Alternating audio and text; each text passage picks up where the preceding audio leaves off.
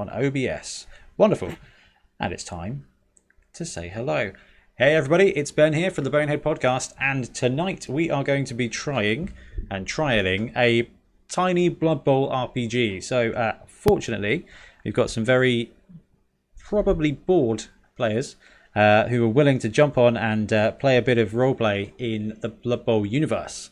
So we are joined by Sam, Ian and Milton, and Craig is going to be joining us a little bit later. So first of all, Sam, how are you tonight? Yeah, I'm good, thanks. Good. Ian, how are you? All good. And Milton, how are you doing? Fantastic, thank you. Okay, lovely job. So the guys have all created characters using the rule set that I'll share with anyone who's interested. Guys, how did you find building your characters? Was it all right? Yeah, it was quite straightforward, I think. That's good. I had a lot of fun. Yeah, Milton went. Yeah, actually, everyone did a really good job in building their characters and setting the story and using the appropriate language. It was really good fun. Talking of appropriate language, guys, we're streaming this out and we're recording it because I'm going to put it into the podcast feed. So do your very best to keep language PG wherever possible, but if you can't, it's fine because I will edit it before it goes out onto the podcast. But yes, try not to drop any F-bombs. It just makes extra work for me. So far, I think Ian's the only person who's actually swore on the channel, which is amazing. Not you, Ian. Ian Warhanam Hannam. Ian swears? Yeah, he does. When his dice get really juicy, he gets really salty. Bless his heart. Like it's really good. In fact, it was the very first game we recorded, like with cameras, and his his ball and chain goblin completely missed two of my Skaven players and went over and just KO'd his troll. It was amazing, and yeah, he was foxtrottingly unhappy with that situation. So it was. It was brilliant. It was brilliant. So we have got characters and we've got a little adventure with basically 3 primary scenes. So we're going to jump into it into a second. Guys, don't worry. What we'll do is as the story develops, you will be given an opportunity to kind of introduce your characters a bit. So I won't make you go through the rigmarole of like a creeping death right now to say, hi, I'm Jones, I've got this. No, we'll do that later in a more thematic setting. And if you chaps are all ready, and this button here works, we should have some intro music called Adventure Time, because it is Adventure Time in the Blood Bowl lands, and we are going to set the scene a little bit. So you are all Blood Bowl players. You may be retired, you may be returning, you may be just extras or B-team kind of guys, but you have just survived or travelled to, well, you may not have been able to play, the Beachhead tournament on the Isles of Albion.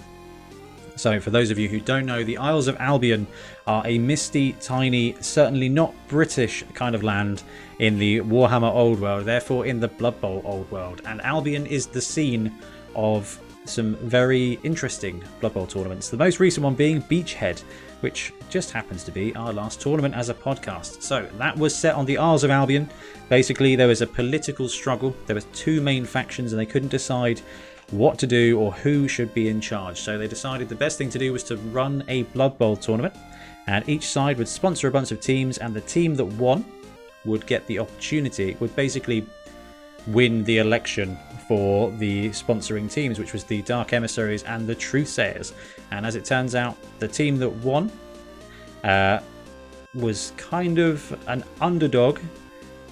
So the top 10, it was basically a tie. So the country has still not decided what to do, but you guys went over there as Blood Bowl players with your Blood Bowl teams, and the tournament is now over. So we will transition to page 1, which is on the ocean. We've got some sea sound effects here. We're setting the scene. You guys are on a ship. You have finished your Blood Bowl tournaments and you are headed back with your teams, headed back to the old world. And you are all just on the ships with your teams. You've got on any ship you can find, and it just so happens that all of you, and Craig, who is drunkenly asleep right now, we're going to assume, is you're all on the boat and you're sailing away to the old world. So you're leaving the misty shores of Albion, and you are a little bit along the way. You're just coming up to the Isle of Wights, which is the southernmost part of Albion. It's a tiny little island full of retirement homes. And and just as you are all travelling past the Isle of Wights, the weather gets a bit stormy. Okay, you're on there, you're on the boat. You see everything. You see the clouds get dark. It's the middle of the day. It's very strange. But the clouds get dark. And it seems very, very, very unnatural. Then, lightning starts striking near your boat. You're on the ship. Lightning starts striking. And you know it's going to end. You know it's going to end really badly for you all. So you're half put on your armor. You go to as many of the escape boats as possible. And it's realistically just in time because a huge thunderbolt happens and your boat gets struck. I was really hoping that bit of sound effect came through then, but I don't think it did. So that's slightly disappointing. There we go. Your boat is destroyed. So your boat is destroyed. You are scattered among rescue ships. Not rescue ships, like escape boats, basically. And you are just there drifting in the ocean.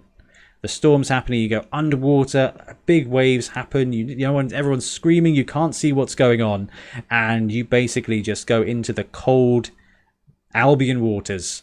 And the last thing you see is just it getting really, really dark. But it's okay. Because you do wake up. You wake up. So you have all been individually washed ashore.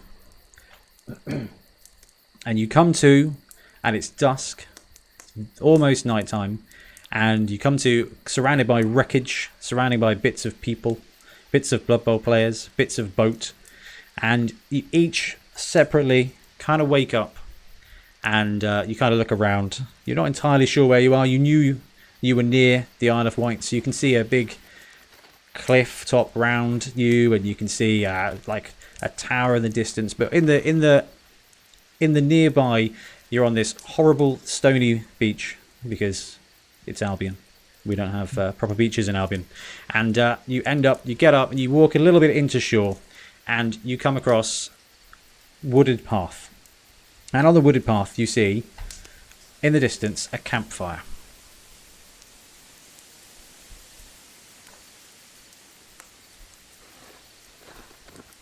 There we go. You see a very poorly zoomed out campfire. Let's see if we can see that a little bit better on the stream. Okay. Are you now able to see yourselves, guys? Are we the green ones or the pink ones? You are the green ones. So excellent, then I can see some green. You can see some green. Okay. I can see some green. Okay. I'm assuming that's me. That is you indeed. So I'm on the right. yeah. So a little bit of a spoiler here for the characters, but basically you've all walked up the shore separately. You've kind of come to a copse clearing, and in the distance you can see a campfire with a bunch of people around it. Sam, as the dwarf, you're feeling kind of bold. You're not scared of anybody. You take a little walk up the road and you head towards the campfire. And everyone else is going to follow in a minute. They're on their own little journey. So Sam, as you approach the campfire, you see 4 people around. You see a dark-skinned Amazon-looking woman. You see a big ogre. You see a tiny halfling and a pretty badly injured guy that you recognize from the boat. The ogre stands up as he hears you coming, and he basically says, "Hey, who are you?" The name's Ulrich. I think we were on the ship together when it was struck. This ogre just looks very, very puzzled, and he basically is just like, "You Blood Bowl player?" Well, I play Blood Bowl. I'm something of a player myself. I don't know about you. I like Blood Bowl. The ogre is very happy at the prospect of you being a Blood Bowl player. He says, "Come sit. I like Blood Bowl. You sit with me by the fire."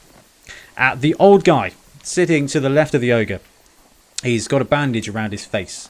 You can't quite recognize him, but he's there, and he sits there, and he says, I can hear people. I can't see anything. My sight's gone. I'm injured. Who is this person? What does he look like? Who is he?" So, Sam, take this opportunity, if you wouldn't mind, to just quickly describe your player to the old man. He says, "What do you look like? I need to know what you look like, because when I get my sight back, I need to know who you are." As I said, the name is Ulrich. I'm a dwarf. I hail from Carrick Eight Peaks, and this was my first tournament, actually. First professional tournament, anyway. Used to play sevens for a long time. And yeah, I assume we can never get off this island. I don't think I'll ever be coming back. Okay, so there's a little halfling guy there, and he goes, "Hello, old bean. I'm Geronimo Proudfeet. I'm a retired catcher. I'm now a chef because all halflings are born to be chefs. It's a pleasure to meet your acquaintance. I think I may have seen your game, but quite frankly, all you dwarves look the same to me, even the women. And you're all giants. But yes, come sit. I'm cooking. I'm cooking. Come take a seat." So at that point, in the background, the guys hear a bit of a rustling, and it is a dark elf. And the dark elf approaches the circle, and our friendly ogre again stops you. He says, "Who goes there?" Ian, you are up. or Ian's gone. Is he? Ian's remembered mute. Hello, I am Werwood. I am also but Beachhead and me did not go well, as I failed to attend the tournament due to being stuck on a Nurgle ship in quarantine. The ogre looks a bit scared. He takes a couple of steps back. He's trying very hard to maintain at least 2 meters distance from you. He moves back from you. He says, "Are you ill?" I believe I'm not ill. "Do you have a cough?" But I have a strong suspicion that me and the local vegetation. Cool. So the old man again, he sits there and he says, "Guys, I can't see. Please tell me, who is this new person? What do they look like?" This is your cue to describe yourself here. I am a dark elf blitzer. You may have seen me as a dark elf version of Griff Oval. I can fly like the wind. I am stronger than you've ever seen. However, I've never actually played Blood Bowl at a professional level. The ogre starts laughing. The halfling's laughing. The Amazon looks unimpressed. She's got that look of just, I'm surrounded by B-grade people. But anyway, the halfling welcomes you in. He says, "Come and take a seat." The ogre seems quite eager to question you on the fact that you're a Blood Bowl player that doesn't know how to play Blood Bowl.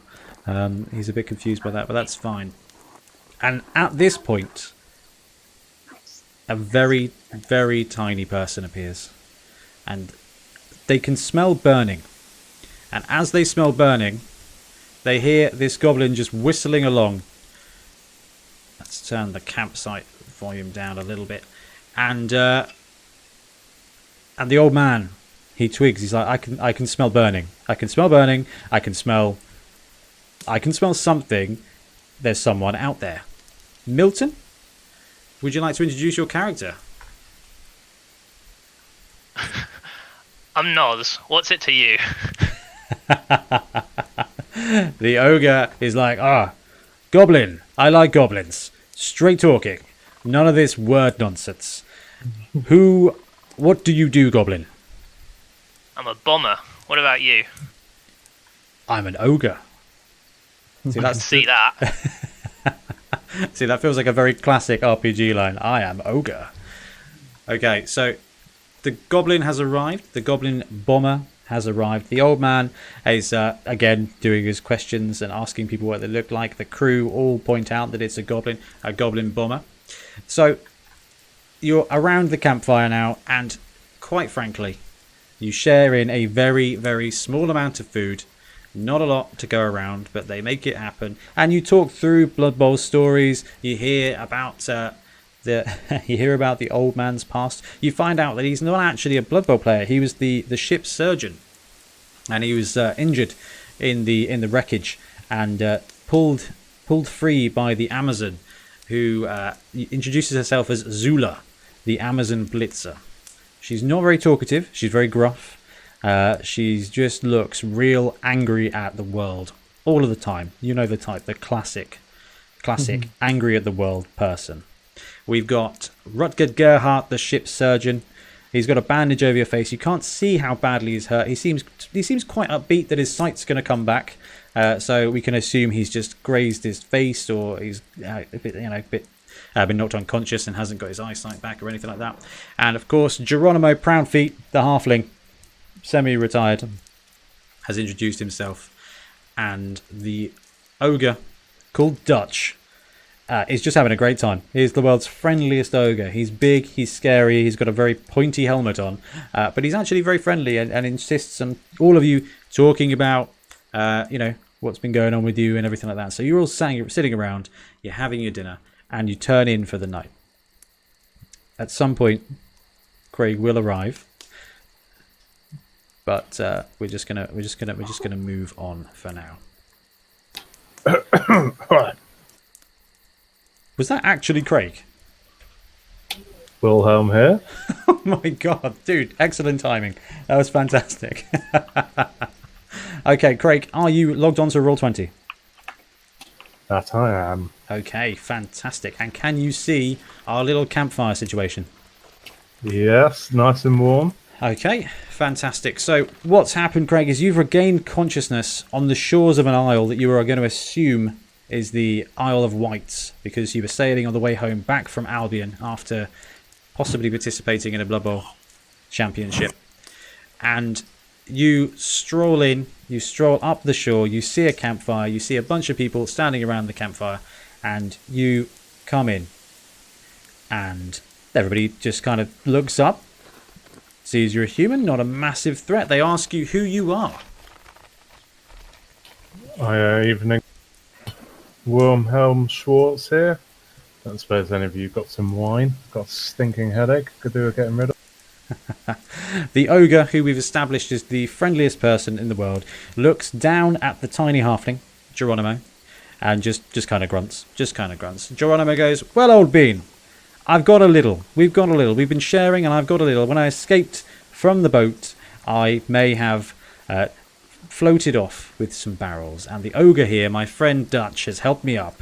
And basically, he just hands you a bit of wreckage in the shape of a cup with some wine, so you can join in the drinking with the crew." Good lad, time to drink deep. So the old man. He asks, "I can hear that this is a man. What does he look like? Would you like to describe yourself, Craig?" Well, maybe getting to the end of my Blood Bowl years. Just enjoying the wine and women. Slightly got a bit of a gut, but that just helps me keep me up. Extra armor. Fantastic.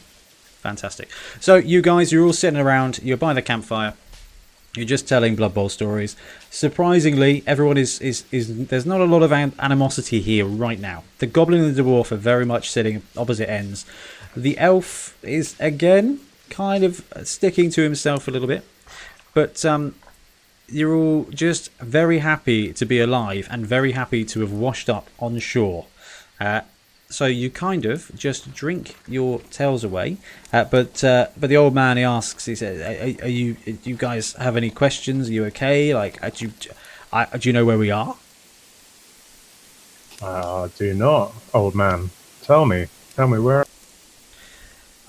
My name is Gerhardt. I've got no eyes at the moment, but I'm sure they'll be back.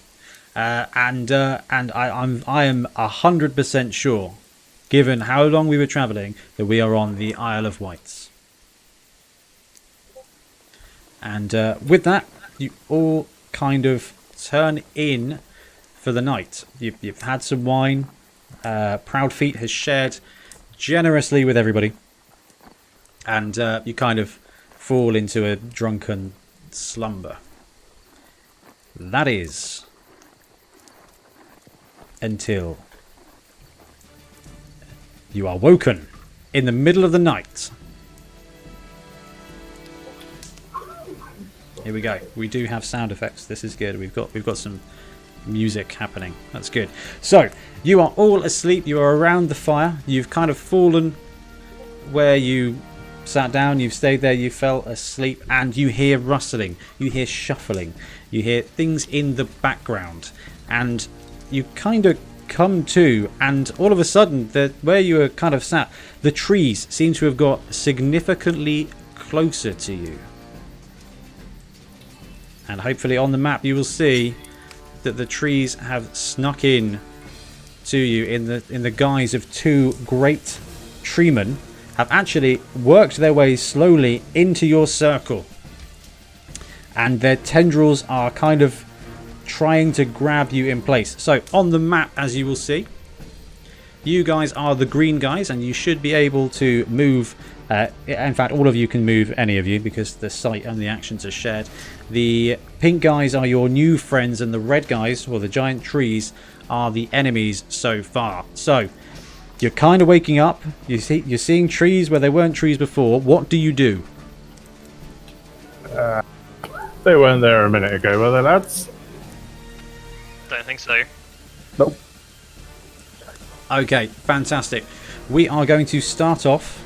We're not going to roll for initiative. We're just going to go through agility order. Now, Ian, or Wormwood, I should say. Wormwood, you awaken. Where are you? You're here. You're sitting on the far side, away from the trees. You've kind of come to your senses. You've got years of practice, and your elfin senses are astute. What do you do in this situation? You've got two treemen that have encroached upon your party. Not even the party, but they're now there, and their tendrils are gathering around the human, the old man, and on the other side, the Amazon and the halfling. And everyone's just coming to, but you as the elf have woken up. You've got a good sight of what's going on. What do you do? I think I try and attack this tree. Okay, fantastic. So, for all intents and purposes, what Ian is about to try and do... Well, talk us through what you want to do to the tree, Ian. I think I would like to blitz that tree and chop it down. Fantastic. So, Ian is going to blitz the tree. He goes there. So, that is going to be... Ian, you've got Craig to the side. Craig, are you in any way interested in helping? Are you trying to get out of there? What are you doing right now? You've kind of... I see that elf jump up and make a blitz of the tree, and I think, right, now's the time to assist. Okay, fantastic. Because you're assisting Ian, this is going to be what we call in Blood Bowl a 2-die up block, because you've got friends there helping. So roll a 2-die block, and let's hope it goes well for you.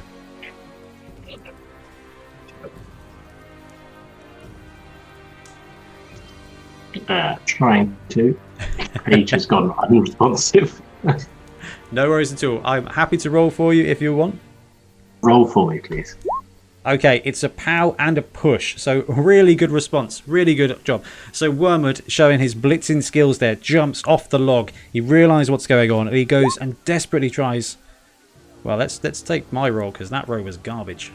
Yeah. Okay, so you plow into the tree. It stands firm in place. It doesn't move, but what it does do is it shakes free Craig from its branches. So Craig is now seeing outside of the tree. And Craig, because you're right there in the action, what does your guy do? He's been kind of let go of by the tree as Ian smashed into it. What does your human do now? I stumble back a bit as I feel the tree let go, and then I think right now it's time to charge back in there. Go on. So are you going to have a crack as well? Absolutely. Okay. I don't know if you got a chance to look at your macros or anything yet, Craig. I haven't, but I can kind of see what I might need to do. Yeah, so if you go to the... /roll 2T. Ignore that. You see where the chat menu is? At the very top, there's a bunch of different boxes. Next door to the setting, there is a little 3 lines with 3 dots. Click in that, you've got macros, and you can just add them to your bar, hopefully. There we go. So Craig plows into the tree as well. And again, doesn't have a huge amount of the luck. The tree smacks him to the ground. He sees him coming, and we're going to roll for armor for Craig. Breaks the armor. So Craig, you get hooned by the tree. He kind of knocks you to the ground. You fall down, and you are out of action for just a moment. He really knocks you. It really leaves you stunned. And on the other side, I know, right? Blood Bowl puns are plenty. And we're going to circle round now. Alric has kind of come to as well. Dwarves aren't that bad at drinking. So he's come to. He's seeing an elf and a human just absolutely ploughing themselves into destruction over there against a giant tree. He's about 10 yards, not 10 yards, about 10 feet away from another tree that's kind of encroaching on the Amazon and the halfling. They don't seem to have noticed yet. Sam, what is Alric up to? Well, he's not to be outdone by an elf. So he's going to blitz down here. Yes. This tree. Okay, so the dwarf blitzes. He runs across the fire in a dramatic fashion, and again plows into the same tree that's knocked Craig to the ground and has Ian in its clutches. So Sam, again, it's still a tree. You're still absolutely fighting up. Give it a big hard 2-die block. Pow, I do have block. Okay, fantastic. So the tree is just taken aback. He doesn't see you coming. The dwarf goes low, hits the tree, and does stack it to the ground. So he's not really pushed back, but he is gonna absolute tank it to the ground. Okay, Sam, roll for armor.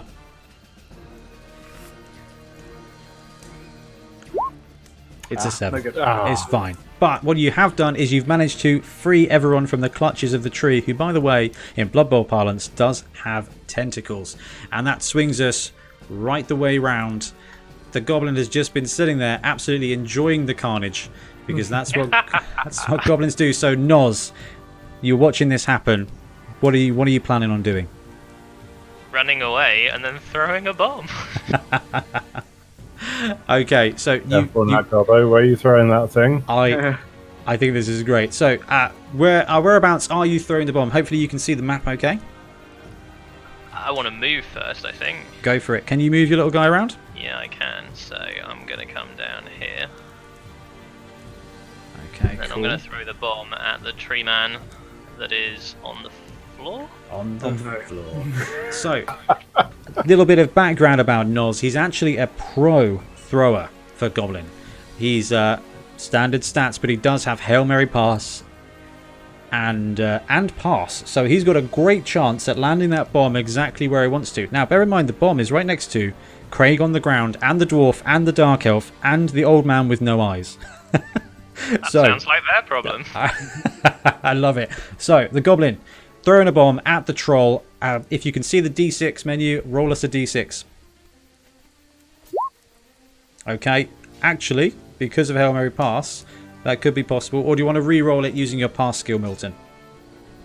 I think we'll probably re-roll that one. Go for it. All right, fantastic.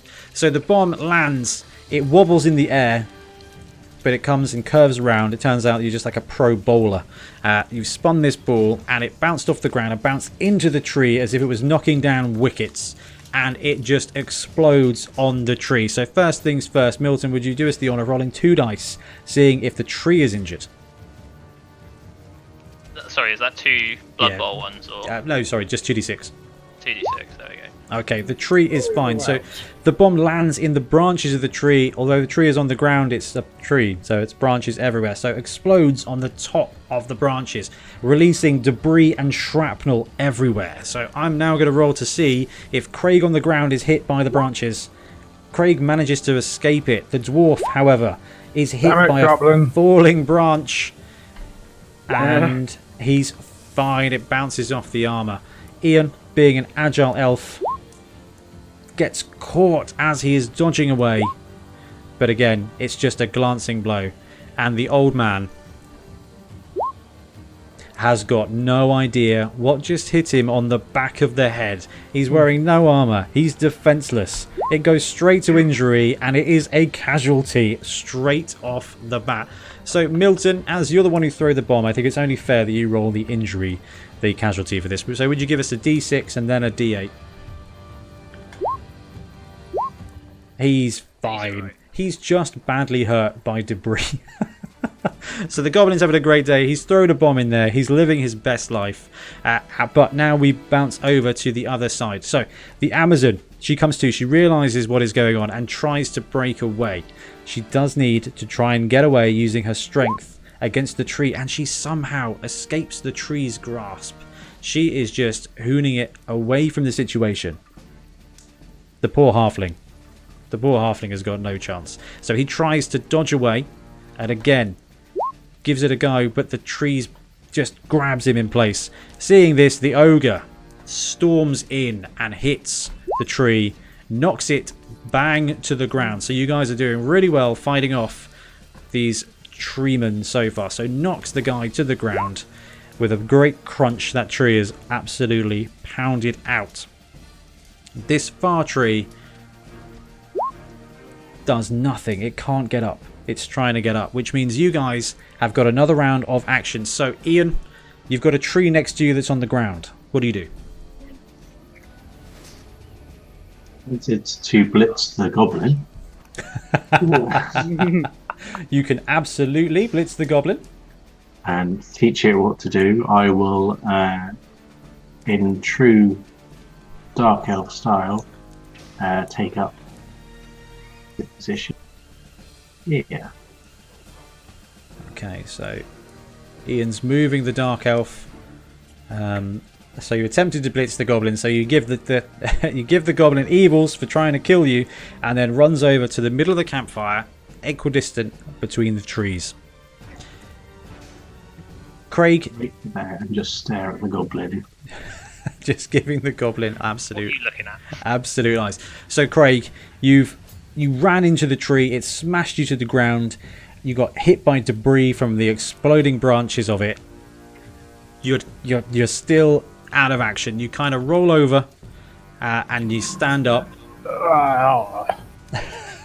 Giving some Dark Omen sound effects there. We are victorious. And you kind of get to your feet. You've barely got any idea what's going on. So that skips you for now. Sam. Okay, well he's down and there's no one who can send us off, so let's jump on him. Okay, so Sam absolutely pile drives into the tree. Roll for armor. You're going to give you +2 here for the 2 standers by. Smashes it. So this dwarf just pile drivers into the tree. Give us an injury roll there, Sam, because you smashed its armor.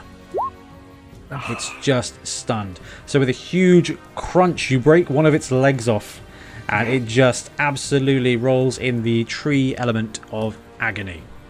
So you guys have done a good job fighting down that one tree. And you can see the other tree has been pounded into the ground by ogres.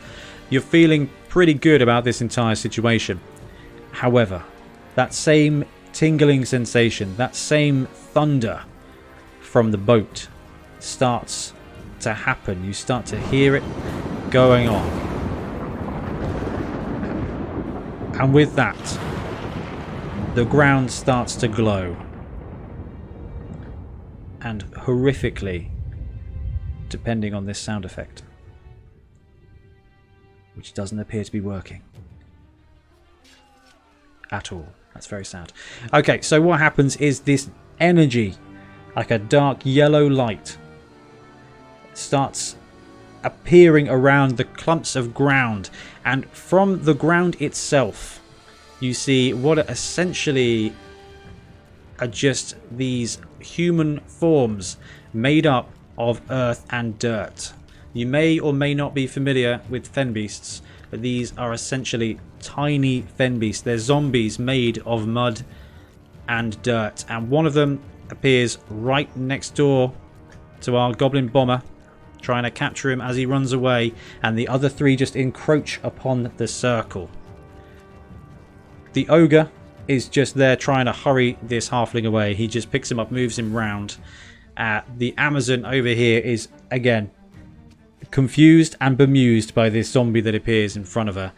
She does nothing. She just stands there and gets blitzed by this zombie. Fortunately, she is an Amazon blitzer, so the zombie reaches for her. She grabs it by the wrist and throws it to the ground, just knocking it to the ground. So she manages to protect herself as well. And then we cycle back round to Ian. You're standing over here by the campfire. You've just seen 3 zombies, or dirt zombies, mud zombies appear. What the heck do you do now? This zombie and take it.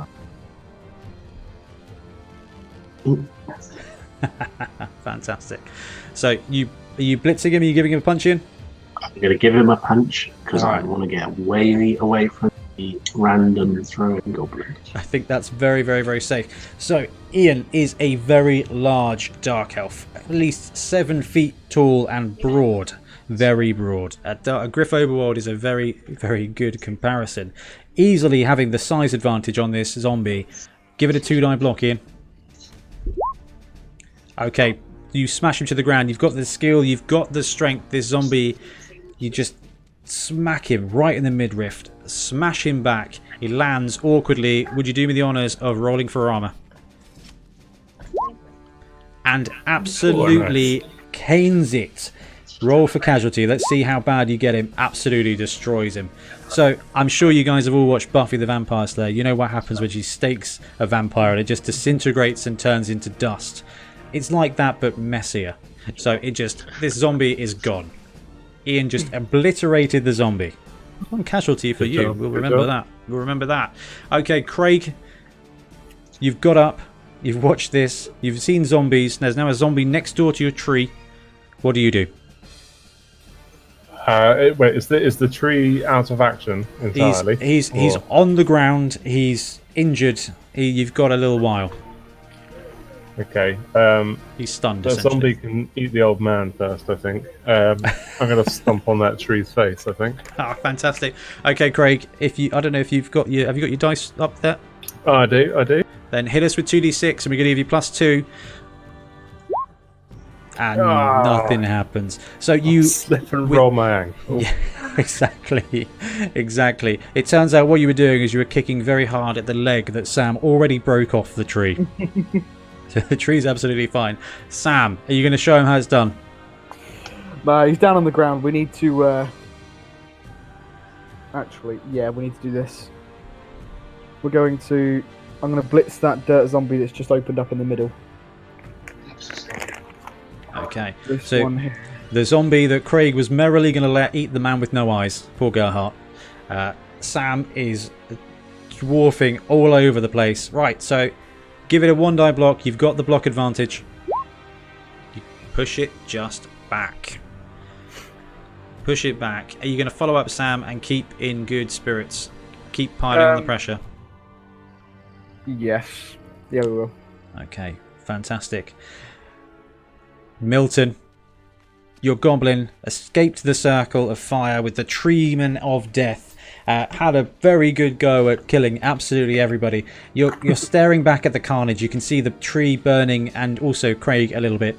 And you turn around and there is this towering, comparatively to you, form of mud and leaves and vines. And it's just there glaring at you. What do you try and do? Scream and jump to here. Okay, so you bounce away. Let's have a dodge roll. Just go for 2 dice. 2d6. Okay. You fail both of them, but we're going to give you a re-roll there because you are a tiny little goblin. So roll again. 2d6 or 1. Hit us with 2d6.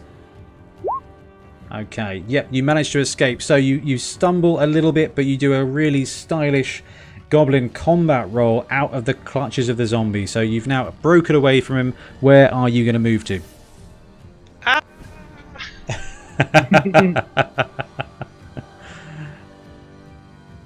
So you're going to go hide behind Craig.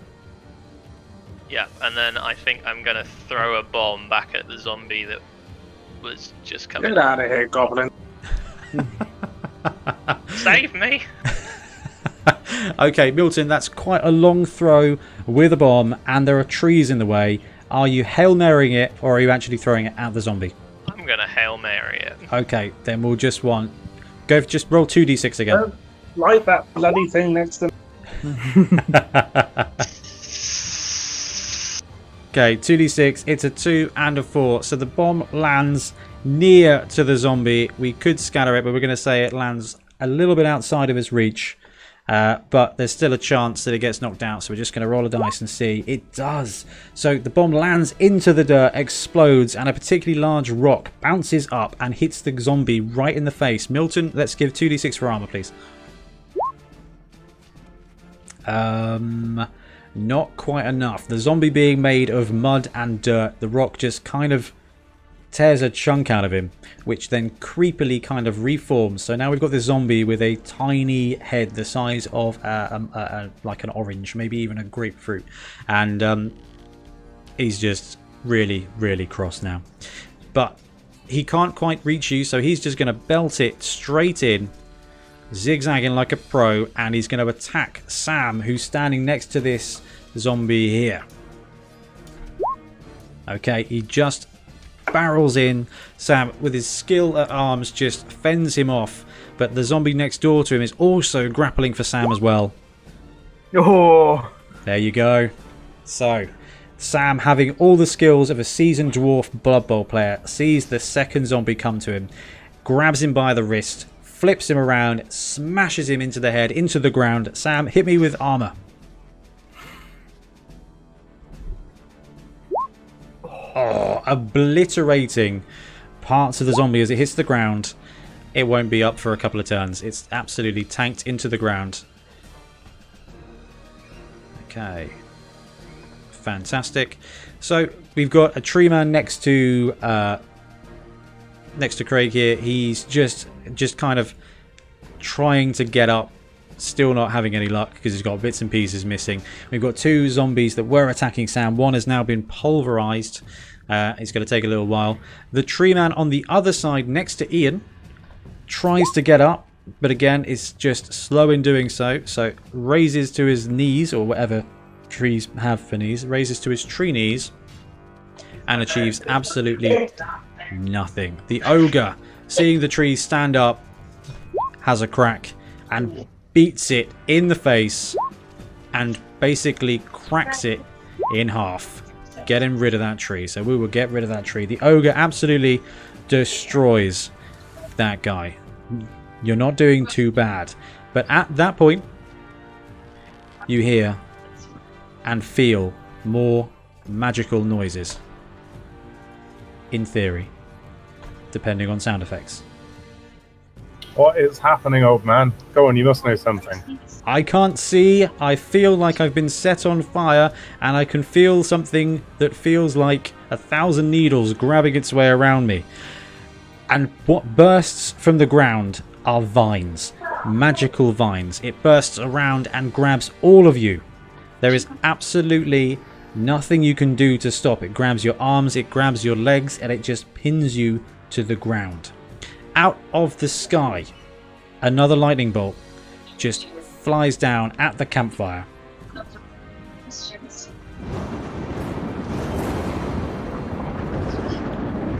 And this dark form appears. The vines reach up your body, they compress on your chest, they compress on your necks, and you, all of you, pass out. Okay, so good fight, guys. Good fight. Are you ready to move on to the next phase? I'm ready. Okay. Take us there. Before we do so, I'd just like to say that some of you have luck points, which were left over from your character design. They function essentially as personal rerolls that you can either use on your own rolls or force me as the GM to reroll. So if someone does fly in and punch you and land a real good hit, you can say, I get lucky, and I reroll it for you.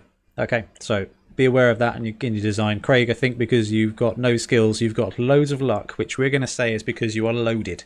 You can bribe. Excellent. Fortune favors. After that, Fortune favors the gold, as they say. And we'll move on to the tower. And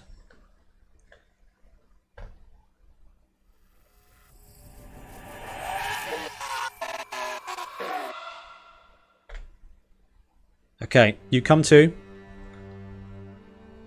in a dungeon cell. It's more of a prison. You're high up.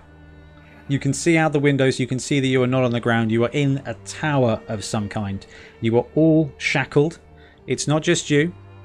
It's the guys who are at the fire as well. The ogre's there. The halfling's there. The old man is there. He's now... His eyes have been healed, but they are different. He now has just pure white light eyes. It's very unnerving. It looks like a flabby, saggy-fleshed Iron Man now. It's very old very man. unnerving. Can you see, old man?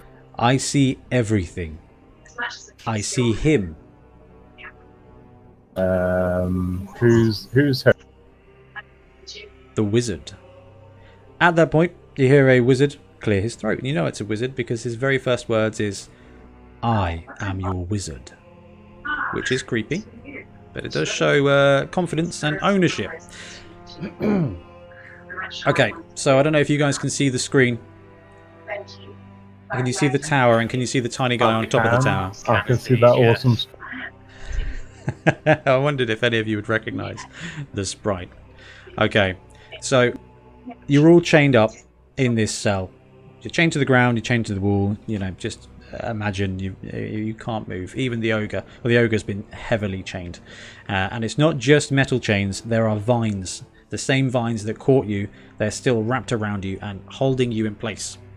The wizard walks into the room and he's got a very strange aura. The room is dark, but you can feel him glowing. You can feel a warmth and this unnatural warmth emanating from him. He says, "You are mine." Over to you. Come again? I own you. No one owns a goblin. The halfling laughs at that prospect, knowing very well that goblins are bought at any rate. Okay, so the halfling looks up. He looks at this wizard.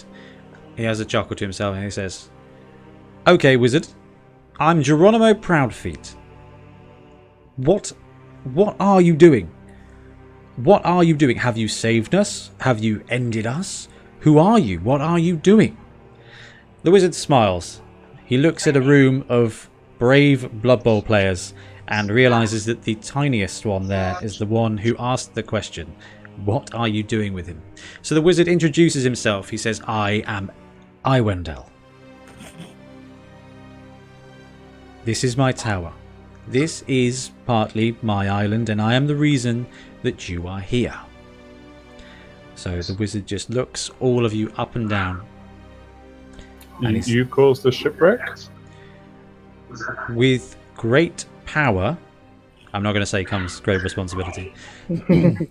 With great power comes great opportunity. I needed the strongest, I needed the bravest, and now I have them. He looks at you and casts his hand in a very dramatic way. This guy is very dramatic. He's about 6 feet tall. He's very thin, and he's wearing deep, dark brown robes. You can't quite figure out anything about him. He is just he's a paradox of a wizard. He looks wizened, he looks elegant, but at the same time he looks earthly, unclean. No rabbit poop, but that's kind of... he's a very nature kind of guy. Do you guys have any questions before I carry on with the monologue? Are you a Blood Bowl coach? No, but I can feel Ian's character's eyes burning through me when he said the bravest. Okay, the wizard smirks and looks at you and says, "You, elf, you know that all Blood Bowl fans are Blood Bowl coaches, but you are now on my team." Well, Even what's the the pay goblin. like? What's the pay like? The wizard again smirks, looks at the dwarf. Dwarf, of course, gold. Not honor. Not for thousands of years. No honor, just gold. Dwarf, I own you. Your pay will be your life. I can't buy many women and wine with that. How many women can you buy if you are dead? How many women can you buy if you are in my dungeon? You got a point. So the halfling looks up. He says, "So you want us to play a game of Blood Bowl for you?" The wizard laughs. The wizard says, "I want you to play the only game of Blood Bowl on this island for me. I need you to play it for me. You need to play it for me, because if you don't, you will never play anything again. Here is the deal. I want you to win the game. I have to win. If you do, I will let you go with your lives. If you do not, I will not." Okay, over to you guys. So what's the catch then? Who are we playing? "My brother," he says. And he has a team? "You are now my team. So the wizard just looks reproachfully, and just you can tell that he's lonely, which is something that I'm sure you're all very, very, very bothered about right now, being chained up in his dungeon. You can tell he's lonely. I cock my head slightly, looking at him, and ask, "Are there going to be referees at this match?"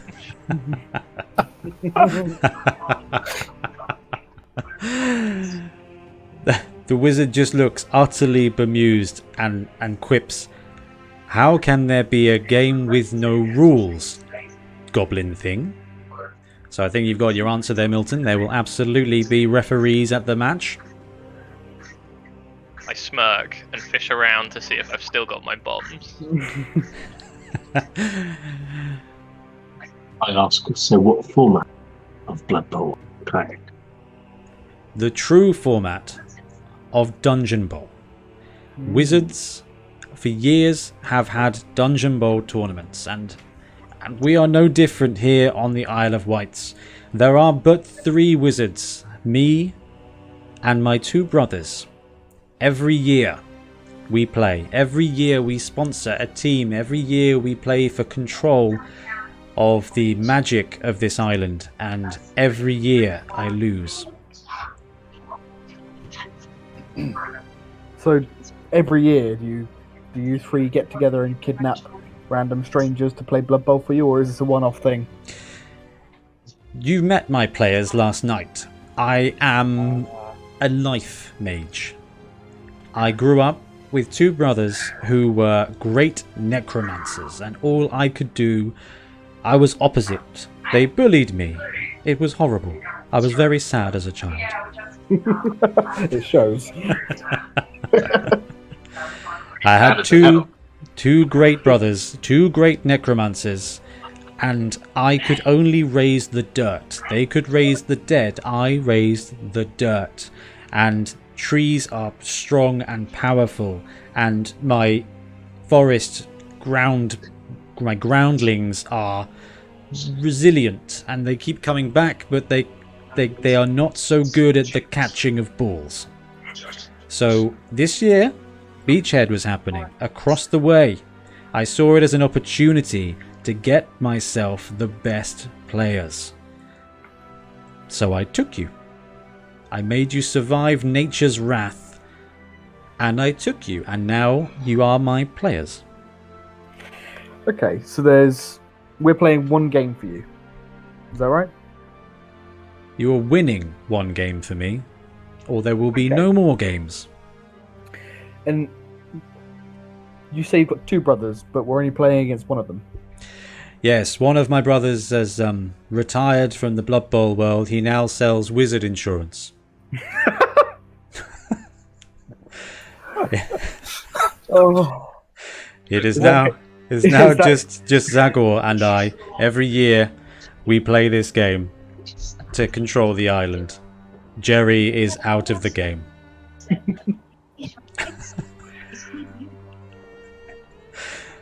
well, Okay, I'm good. Okay, so I don't have much to come back to on that, but So you mean I've written 3 pages on wizard insurance and no one's going to ask any questions? I assume it's when you roll a double 6 when you cast the spell. Double Skulls Limited. It's you must have heard of them. Ian Hannam has anyway. What sort of situation are we in right now? Are we like tied down? Yes, you are chained to the walls, and you've also got those creepy vines, which now makes sense as he's a life mage, keeping you to the ground. Okay.